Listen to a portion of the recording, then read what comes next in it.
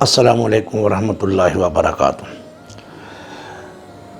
حضرات گرامی، نبی علیہ السلام نے ہمیں وہ ہدایات دی ہیں، ایسے جوامع الکلم دیے ہیں کہ جن پر عمل کریں تو ہم بہت سی پریشانیوں سے بچ سکتے ہیں۔ میں آج آپ کو ایک حدیث سنانا چاہتا ہوں اور آپ غور کریں کہ آج ہم کرونا یا ایڈز یا اس جیسی دیگر بیماریوں کے بارے میں سنتے ہیں، ملک پریشان ہوتے ہیں۔ وہ حدیث کچھ اس طرح ہے کہ حضرت ابن عمر فرماتے ہیں کہ ایک دن نبی علیہ السلام نے فرمایا، یا معاشر المہاجرین۔ اس وقت کہیں مہاجرین کے لوگ زیادہ بیٹھے تھے یا مہاجرین کا گروہ تھا۔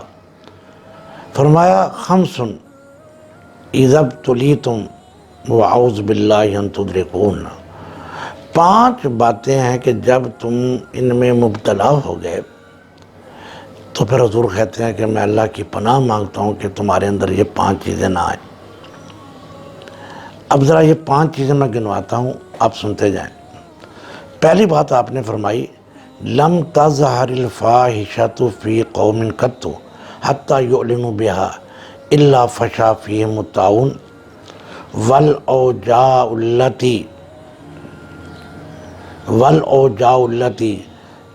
لم ما مضت فی اسلافہم الذین مضوا، او کما قال۔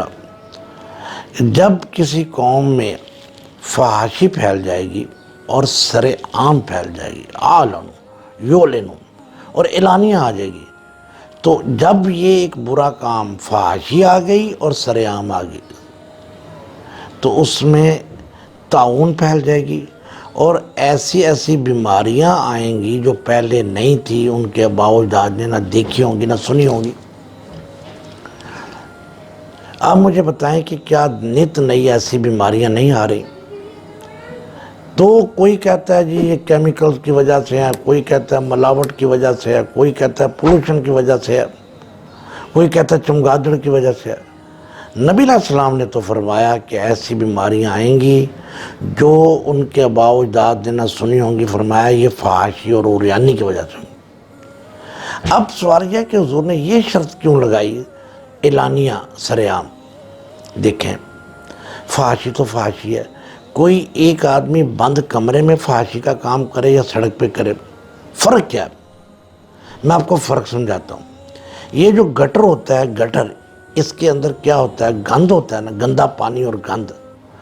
جب تک یہ ڈھکا رہتا ہے، گٹر کے اندر رہتا تو وہ گند ہی ہے، لیکن لوگوں کو تکلیف نہیں دیتا۔ لیکن یہی گند گٹر کا باہر سڑک پہ آ جائے، گلی میں آ جائے تو نقصان دیتا ہے۔ تو فحاشی ہے، کمرے کے اندر ہو یا سڑک کے اندر ہو، سڑک پہ ہو۔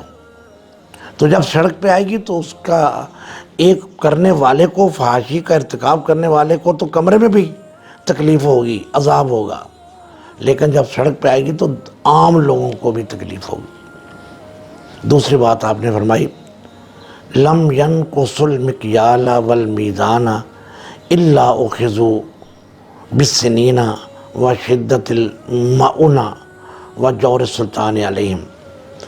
جب قوم ناپ تول میں کمی کرنا شروع کر دے گی تو 3 عذاب آئیں گے، قحط آ جائے گا، زندگی تنگ ہو جائے گی اور حکمران ظلم کریں گے۔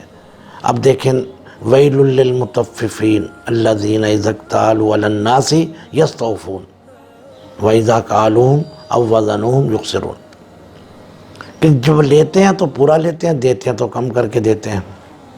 3 عذاب آئیں گے، قحط پڑ جائے گا، آٹے کا پڑ گیا، زرعی ملک میں پڑ گیا، کبھی نیمبوؤں کا قحط پڑ جاتا ہے، کبھی ٹماٹر کا قحط پڑ جاتا ہے، کبھی CNG کا، کبھی پٹرول کا، کبھی چینی کا، اور زندگانی تنگ ہو جاتی ہے۔ گھر میں 6 انچ کا گدا AC لگایا ہوا، نیند نہیں آ رہی، یہ زندگانی تنگ نہیں تو اور کیا ہے؟ حکمران ظلم کریں گے۔ اس سے بڑا ظلم کیا ہوگا کہ ہر جو بجلی کا بل ہے اس کے اوپر 35 روپے یا اس سے زیادہ ٹی وی کا ٹیکس آ جاتا ہے۔ آپ نے دکان پہ ٹی وی رکھا ہوا یا نہیں رکھا؟ آپ کی دکان پہ ٹی وی ہے یا نہیں ہے؟ آپ نے مرغیوں کی دکان پہ ٹی وی رکھا ہے یا نہیں رکھا؟ لیکن 35 یا اس سے زیادہ ٹی وی کا ٹیکس آئے گا۔ اور تو اور پاکستان وہ واحد ملک ہے دنیا میں جس کے مردے بھی ٹی وی دیکھتے ہیں۔ قبرستان کا جو بل آتا ہے نا، قبرستان کا بجلی کا بل، اس میں بھی 35 روپے ٹی وی ٹیکس ہوتا ہے۔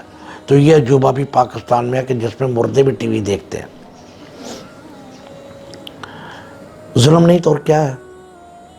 تیسری بات آپ نے فرمائی لم یمنعوا زکاة اموالہم الا منع القطر من السماء لولا البہائم لم یمطروا۔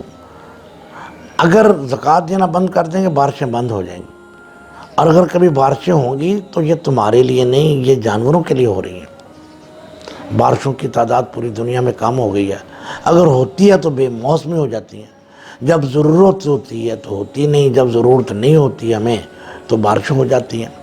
یہ اللہ کی ناراض ہے۔ جب تم زکوٰۃ نہیں دو گے، حضور نے فرمایا جب تم زکوٰۃ نہیں دو گے تو اللہ تعالیٰ بارشیں روک لے گا۔ آپ دیکھیں کتنے لوگ زکوٰۃ دیتے ہیں، 50 تولے سونا، کروڑوں روپیہ گھروں میں موجود ہے، بینکوں میں، زکوٰۃ نہیں دیتے، تو اس کی سزا کے طور پہ اللہ تعالیٰ آسمان سے بارش روک دیتے۔ اس کے بعد آپ نے فرمایا لم ینقضوا عہد اللہ ورسولہ، جو قوم اللہ اور اس کے رسول کے ساتھ کیا ہوا وعدہ توڑ دے گی، الا سلط اللہ علیہم عدوا من غیرہم فاخذوا بعض ما فی ایدیہم، اللہ اس قوم پر دشمنوں کو مسلط کر دے گا، اور وہ اس دشمن ان کی دولت اپنے ملکوں میں لے جائیں گے۔